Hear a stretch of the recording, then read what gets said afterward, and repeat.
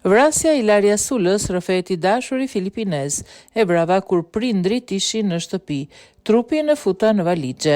Të tjera detaje kanë dalë në dritë për vrasjen e 22 vjeçares shqiptare Ilaria Sula në Itali. Trupi i pajetës cilës u gjet në një valixhe në një zonë të pyllëzuar. I dashuri i saj filipinez Mark Samson ka rrëfyer se ka vrarë Ilaria në shtëpinë e tij dhe në një kohë kur prindrit e tij ndodheshin aty, por kjo nuk i përfshin ata në hetim. 23 vjeçari u dërgua në komisariat në agim ku u morë në pyetje nga prokurorët e koordinuar dhe nga zëvendës prokurori Giuseppe Cassini i prokurorisë së Romës. Gjatë marrjes në pyetje që ka zgjatur disa orë, ishi dashuri i saj ka orientuar hetuesi drejt valixhes ku kishte vendosur trupin e pajetë të 22 vjeçares. Ai tha në polici se Ilaria e kishte goditur disa herë me thik në banesën e tij që ndodhej në Via Homs. Samson më pas ka zbuluar se kufomën e ka futur në një makinë për ta transportuar drejt pyllit që ndodhet 40 kilometra larg qytetit.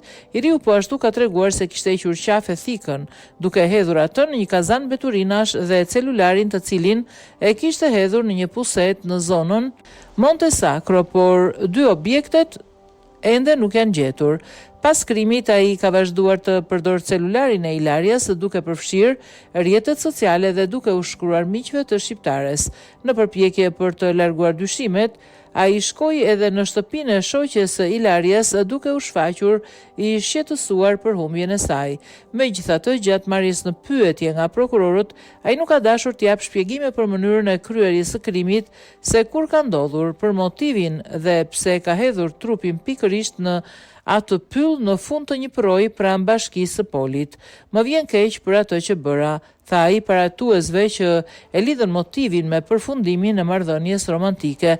Akuzat që rëndojnë ndaj Samson janë vrasje me dashje dhe fshehje kufomës. Ilaria ishte larguar nga shtëpia mbrëmjen e 25 marsit, pa u treguar shoqeve të dhomës dhe që atëherë askush nuk e kishte parë. Zhdukja e 22 vjeçares u kthye në një tragjedi. Mëngjesin e dieshëm në të gdhir, trupi studentes së statistikave në Universitetin Sapienza u gjet në një zonë të pyllëzuar në bashkinë e Polit një orë me makinë larg Romës, rreth 40 kilometra në lindje të kryeqytetit.